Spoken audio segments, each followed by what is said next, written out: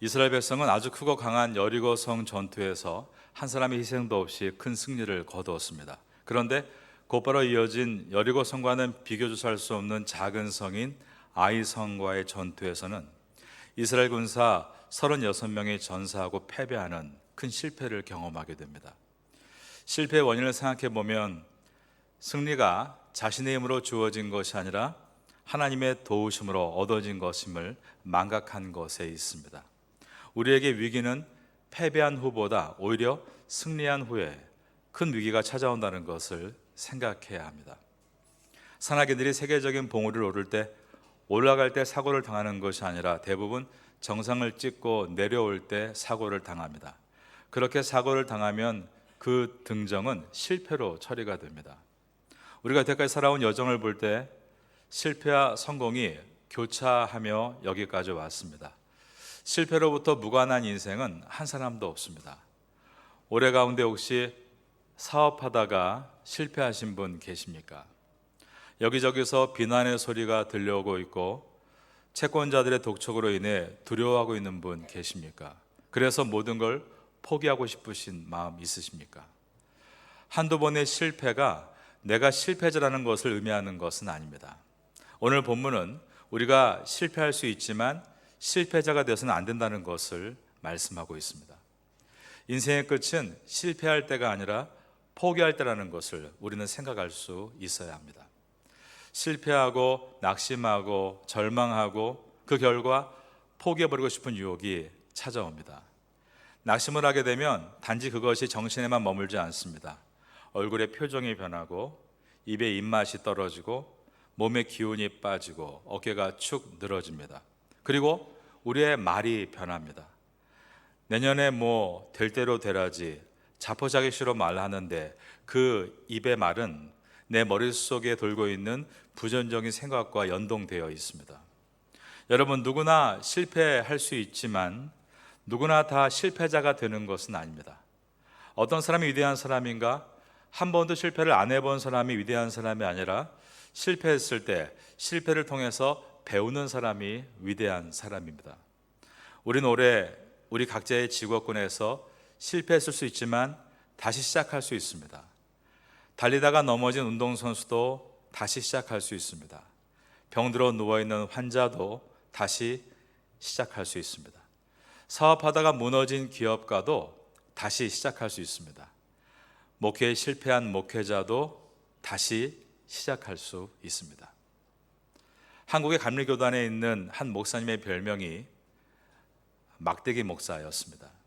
한국의 감리교단은 감독의 명령으로 목사가 교회를 옮기게 되어 있습니다. 막대기 목사님은 한 교회에 가면 3년을 넘기지 못하고 떠나야 하는 상황이 꼭 발생했습니다. 그 이유가 그분이 가서 3년이 지나면 성도의 숫자가 절반으로 줄어들었기 때문입니다. 그러니 그분은 3년만 있으면 교회를 떠나야 하는 떠돌이 목사가 되었습니다. 막대기 목사라는 별명은 막대기처럼 하는 일이 없이 무능하다는 뜻에서 얻어진 별명이었습니다. 이번 교회에서도 또 떠나야 했던 것입니다. 이 목사님이 가만히 생각해 보니 자기의 신세가 너무 처량해서 이런 생각을 했습니다. 내가 언제까지 이런 생활을 계속 반복해야 한단 말인가? 내가 이제는 기도해서 하나님의 은혜를 받고 일하자, 이런 결심을 한 것입니다. 그래서 가족을 먼저 목회주로 보내고 목사님은 그 길로 산으로 올라갔습니다. 그리고 산자락 한 곳에 자리를 정하고 나무 뿌리를 붙잡고 기도하기를 시작했습니다. 하나님, 저는 막대기 목사입니다. 저는 마른 막대기입니다. 저에게 능력을 주십시오. 능력 있는 목사가 되게 하여 주십시오. 얼마나 기도했는지 나무의 뿌리가 흔들거리기 시작했습니다. 하지만 그것도 모르고 모든 힘을 손에 모은 채 더욱 열심히 부르짖으며 기도했던 것입니다. 하나님, 저에게 능력을 주시지 않는다면 저는 내려갈 수가 없습니다. 막대기가 뭡니까? 모세의 지팡이와 같은 하나님의 사람이 되게 하소서. 능력을 안 주신다면 저는 이 자리에서 죽고 말겠습니다. 이렇게 결사적으로 기도한 것입니다. 그런데 이게 어떻게 된 일입니까? 하나님의 응답은 없고 나무의 뿌리가 뽑히고 만 것입니다. 나무의 뿌리가 뽑히면서 목사님은 아래로 굴러 떨어졌습니다. 몸에 온팡 흙을 뒤집어 쓴 채 냇가에서 몸을 씻고 집으로 돌아갔습니다. 주일이 돌아와 새로 부임한 교회에서 첫 설교를 하게 됐습니다. 그런데 이상한 일이 벌어진 것입니다. 어느 교회를 부임해 가건 성도들이 첫날부터 대부분 졸았는데 이번에는 안 조는 것이었습니다. 조는 게 뭡니까? 눈이 초롱초롱하게 빛나고 있었습니다. 설교가 끝나갈 때쯤에는 성도들의 눈에서 눈물이 고이기 시작했고 이쪽 저쪽에서 훌쩍거리는 신음소리도 들렸습니다. 설교 끝난 다음에 성도들끼리 이번에 오신 목사님은 은혜가 많은 목사님이시다, 능력이 많은 목사님이시다라는 대화 소리가 귀에 들려오기 시작했습니다. 목사님은 신이 나서 더 열심히 기도하고 더 열심히 설교 준비를 했습니다. 그러자 성도들은 열심히 전도했고 이 교회가 부흥되었던 것입니다. 그 후에 이 목사님에게 막대기라는 별명은 뚝 떨어지고 말았습니다. 그 대신에 능력 있는 목사님이라는 말을 듣게 되었던 것입니다. 여러분, 힐튼 호텔을 아실 겁니다. 이렇게 좋은 호텔이 있을 수 있을까 감탄할 정도로 힐튼 호텔은 정말 멋진 호텔 중에 하나입니다.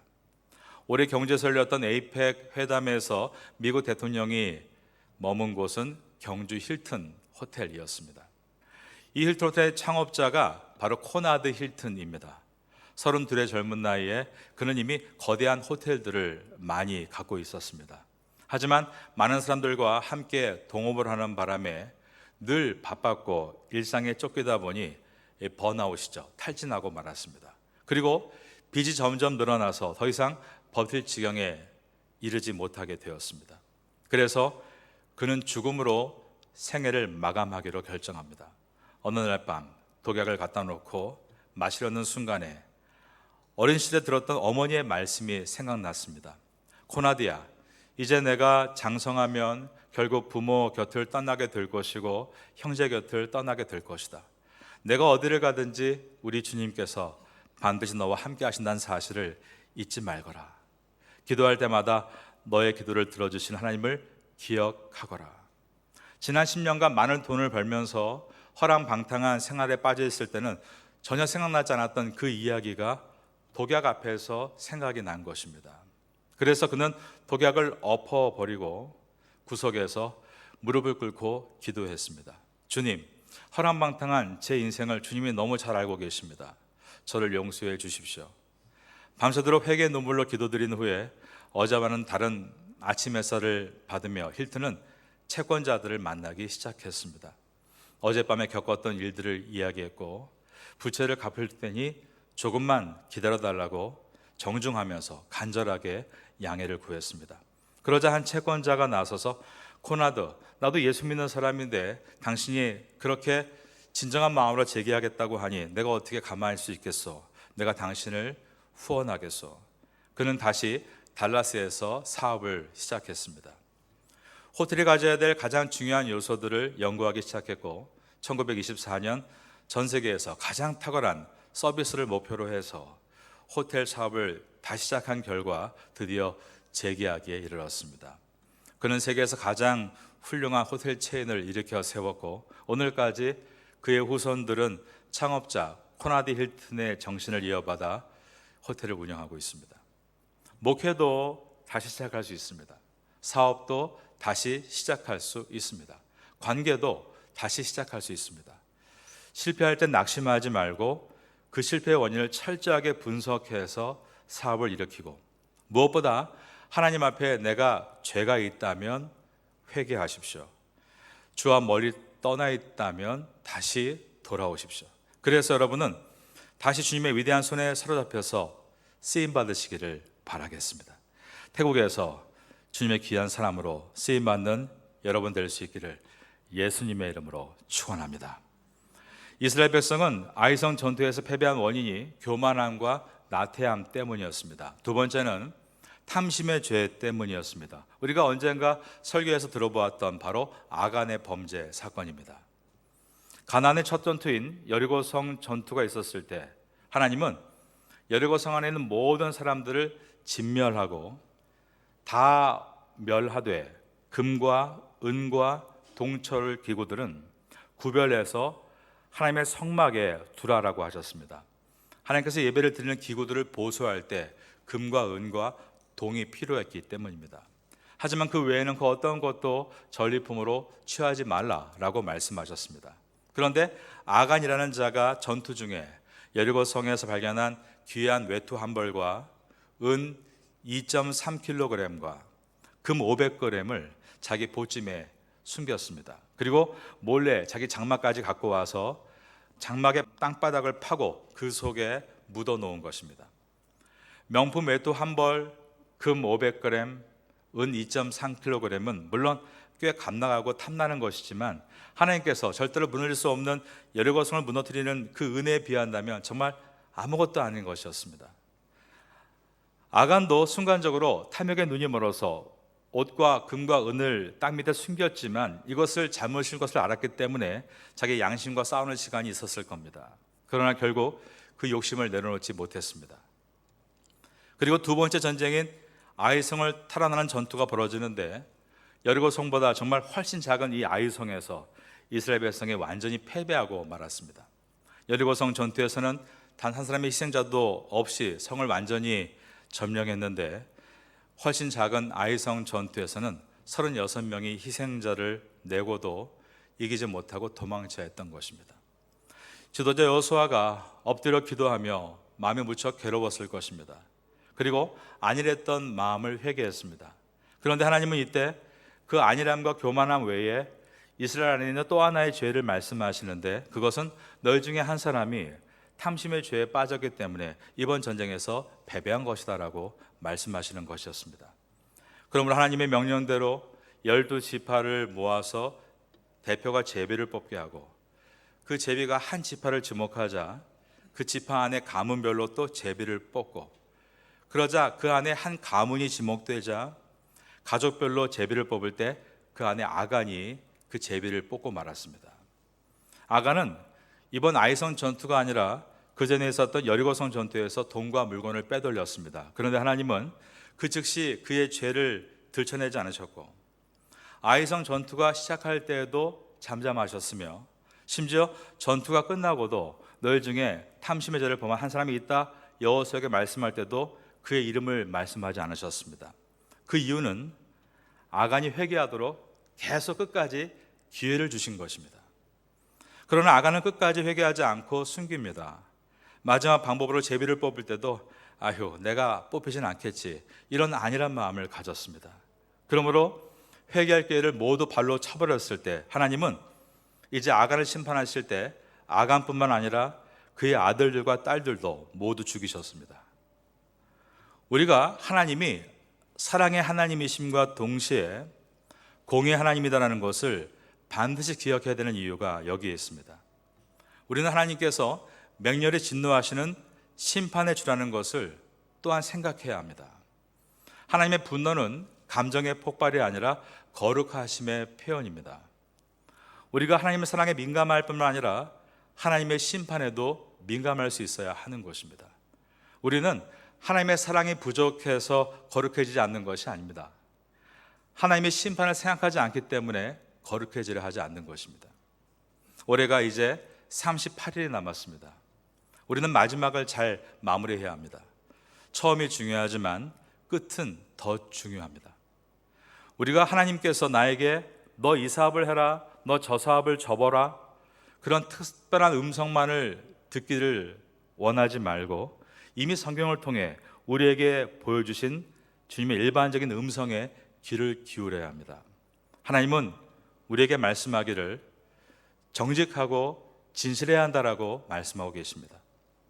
여러분은 돈의 주인이 아니라 돈의 청지기입니다. 하나님 앞에서 사람 앞에서 진실하고 정직한 청지기가 되시기를 바랍니다. 그러면 하나님께서 축복해 주실 줄로 믿습니다. 이제 우리는 올해를 마무리할 때가 되었습니다. 하나님은 시간을 창조하신 시간의 주인으로서 올해의 시간을 우리들에게 맡기셨습니다.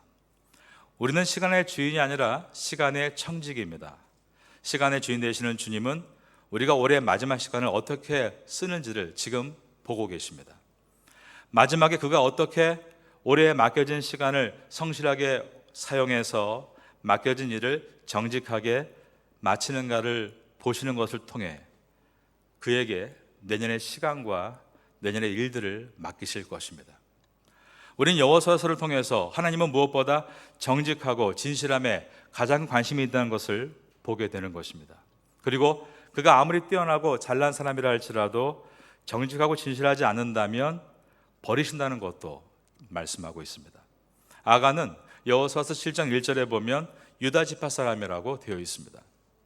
세라의 증손이었다라고 되어 있습니다. 삽디의 손자라고 되어 있습니다. 그리고 갈미의 아들이었다라고 기록되어 있습니다. 이렇게 길게 아간의 가문을 이야기하고 있는 것은 그가 그 사회에서 종교적으로나 사회적으로나 매우 명문세가의 자손이었다는 것을 보여주고 있는 것입니다. 그야말로 진골 중에 진골이었습니다. 하지만 아무리 명문세계의 후손이라 할지라도 그가 정직하지 않고 진실하지 않다면 하나님은 결코 그를 사용하지 않으신다. 이것이 여호수아서의 말씀입니다. 여러분은 정직하고 진실되게 이제 남은 한 달을 잘 마무리하심으로 내년에 주님께 귀하게 쓰임 받으시기를 예수님의 이름으로 축원합니다. 올해를 마무리하면서 어느 때보다 우리는 하나님 앞에서 엎드려 기도할 수 있어야 합니다. 여호수아가 아이성 전투에서 실패했을 때 실패를 딛고 일어설 수 있었던 방법은 그가 하나님 앞에 엎드려 기도했기 때문이었습니다. 오늘 본문의 첫 절인 여호수아 8장 1절 말씀을 다 같이 읽어보겠습니다. 여호와께서 여호수아에게 이르시되 두려워하지 말라 놀라지 말라 군사를 다 거느리고 일어나 아이로 올라가라. 보라 내가 왕이 아이 왕과 그의 백성과 그의 성읍과 그의 땅을 다 내 손에 넘겨주었으니. 하나님은 실패한 여호수아가 엎드려서 기도했을 때 처음으로 주신 말씀이 두려워하지 말라 놀라지 말라 였습니다. 우리도 마찬가지입니다. 우리가 하나님 앞에서 엎드려 기도하기 시작하면 주님은 똑같이 우리에게 말씀하십니다. 두려워하지 말라라고 하시고 놀라지 말라라고 하시는 것입니다. 소아마비라는 장애를 지녔지만 모든 어려움을 이겨내고 미국 대통령을 무려 4번이나 역임했던 역대급의 인물이 있습니다. 뉴딜 정책을 실시했던 미국의 제32대 대통령 프랭클린 루즈벨트입니다. 그는 대통령직을 수행하면서 힘들고 어려울 때마다 자신의 집무실을 걸어놓고 성경을 소리내어 읽었다고 합니다. 근데 그때 읽었던 성경이 바로 우리가 지금 보고 있는 여호수아서였습니다. 여호수아 1장 6절에 보면 강하고 담대하라 나는 내가 그들의 조상에게 맹세하여 그들에게 주리라 한 땅을 이 백성에게 차지하게 하리라. 오직 강하게 하고 극히 담대하여 나의 종 모세가 내게 명한 그 율법을 다 지켜 행하고 우로나 저로나 치우치지 말라. 그리하면 어디로 가든지 형통하리니. 그가 그렇게 여호수아서 말씀을 크게 읽었던 것입니다. 우리가 오늘 본문에서 여호수아서 입장에 되본다면 그의 마음이 어떠했을까를 돌아봅니다. 작은 성인 아이성 전투에서 패배하고 희생자가 발생했습니다. 사람들의 입에서 고운 소리가 나오지 않았을 겁니다. 도대체 앞에서 어떻게 했길래 이런 결과를 냈단 말인가. 모세와 여호수아를 비교하는 말들도 했을 겁니다. 모세는 이렇게 안 했는데 너무 선임과 차이나는 것은 아닌가. 부정적인 소리들이 난무했을 것입니다. 루즈벨트에게도 이와 똑같은 상황이 벌어졌습니다. 사람들이 경제 대공황으로 불안했기 때문에 갖은 부정적인 말들을 쏟아놓았던 것입니다. 그래서 루즈벨트는 힘들고 어려울 때마다 집무실에 들어가서 이 여호수아서 1장을 크게 소리내서 읽고 또 읽었다고 합니다. 그러다 보니 나중에는 여호수아서 1장을 안 보고도 외울 정도로 암송을 했던 것입니다. 루즈벨트가 이런 고백을 했습니다. 저는 여호수아서를 반복해서 읽으면서 내 말에만 귀를 기울이라 그러면 내가 책임져 주리라는 확신을 얻었습니다. 저희 파테아 선교교회가 내년 1년 동안 이제 일주일에 한 절씩 총 52주 가운데 50절 성경 구절을 외우는 일들을 하기 위해 지금 기도하며 준비하고 있고, 이것이 완성이 되면 교회 학교에서부터 어른들까지 일주일에 한 절씩을 외워보려고 하고 있습니다. 50절을 전부 다른 구절을 외우는 것보다는 여호수아서 1장, 시편 121편, 또 요한복음 1장, 계시록 22장과 같이 문맥을 가지고 총 50절을 외울 수 있도록 지금 계속 절들을 뽑고 있습니다. 그래서 기도할 때, 우린 기도할 때 어떤 기도합니까? 뭐 좀 주세요, 뭐 좀 도와주세요. 내 상황만을 놓고 기도하는 것이 아니라 루즈벨트와 같이 말씀을 붙잡고 말씀을 외워서 기도하면서 그 안에서 그분의 뜻을 발견함으로 경제 대공황에 있었던 미국 시민들에게 루즈벨트 외쳤던 그 비전의 목소리를 우리가 이곳 파타야에 살면서 사업하는 곳에, 사역하는 곳에, 우리가 공부하는 곳에서 외칠 수 있도록 그런 날을 만들고 싶은 마음이 있습니다. 루즈벨트는 1933년 Great Depression이라고 하죠. 미국의 경제 대공황 가운데 이렇게 외쳤습니다. 우리가 두려워야 될 것은 오직 우리의 두려움 그 자체뿐입니다. 우리를 후퇴하고 전진으로 만드는 데 필요한 모든 그 마비는 이름이 없고 비이성적이며 정당화되지 않은 공포일 뿐입니다. 소아마비 대통령이 이런 비전의 연설을 할 때 미국 국민들은 자신감을 얻게 되었고 어려운 위기를 함께 이겨나갈 수 있었던 것입니다. 올해가 한 달 열흘 남았습니다. 우리는 올 한 해 1년을 마무리하기 위해 성실해야 합니다. 그리고 담대해야 합니다. 그러므로 말씀을 붙잡고 기도하며 일해야 합니다. 여러분 오늘부터 성경을 읽으시기 바랍니다. 읽고 있는 분이 있으시면 읽고 있는 부분에서 더 읽어가시면 되고, 만약에 여러분이 오늘부터 성경을 읽겠다 작정하신다면 내년 암송 준비도 할 겸 특별히 여호수아서 1장을 10번씩 읽으시기 바랍니다. 그 중에서 1장부터 14장까지 읽어 나가신다면 14장에서 앞에 보시는 표인 이 산지를 내게 주소서, 이 말씀을 만나게 될 것입니다. 14장까지 여호수아서를 쭉 읽어가게 되면 이 말씀이 나에게 얼마나 큰 힘이 되는지를 경험할 수가 있습니다. 올해 성경 필사 시상이 12월 31일 성국 영신 예배 때 있게 되는데, 지금 필사에 도전하고 있는 분들은 올해 마지막 성경인 이 여호수아서를 다 마무리하시고 제출해 주시기 바랍니다. 저도 여호수아서 필사를 이미 다 마쳤습니다. 3절을 보겠습니다. 이에 여호수아가 일어나서 군사와 함께 아이로 올라가려 하여 용사 3만 명을 뽑아 밤에 보내며, 여호수아는 처음에 아이성을 쉽게 공략할 줄 알고 3천 명을 보냈습니다. 그런데 이번에는 같은 성을 공략하는데 3만 명을 보내고 있습니다. 10배의 병력을 보낸 것입니다. 저는 이 10배의 배수에서 상징의 의미가 있다고 생각합니다. 실패를 극복하기 위한 노력은 이와 같이 10배의 힘이 필요하다는 것입니다. 10배의 기도가 필요하고 10배의 수고가 필요한 것입니다. 나는 내 직업군에서 전문 직업인으로서 얼마나 최선을 다하고 있는가? 나는 하나님의 성도로서 하나님 말씀인 성경을 공부하는 일에 있어서 얼마나 전력을 다하고 있는가? 나는 기도의 중요성을 알고 있는 하나님의 자녀로서 기도에 얼마나 힘을 내고 있는가? 나는 섬김을 실천하라고 부름받은 태국의 작은 선교사로서 지금 이 섬김을 더 힘을 낼 수는 없단 말인가? 노력한다는 것은 그저 조금 하는 것이 아니라 부딪힐 정도로 하는 것을 말합니다. 그것을 노력한다라고 표현할 수 있는 것입니다. 하나님은 우리의 힘들고 지친 마음에 능력을 주시는 하나님이신데, 그 능력을 주시는 방법은 말씀과 기도를 통해서입니다. 말씀을 듣고 기도할 때 하나님께서 능력을 우리에게 부어주십니다. 핸드폰의 배터리가 15% 이하가 되면 절전 모드로 바뀌죠. 12월 달 중에 한 달하고 8일 남은 이번 주부터는 올해 시간에 절전 모드라고 말할 수 있겠습니다.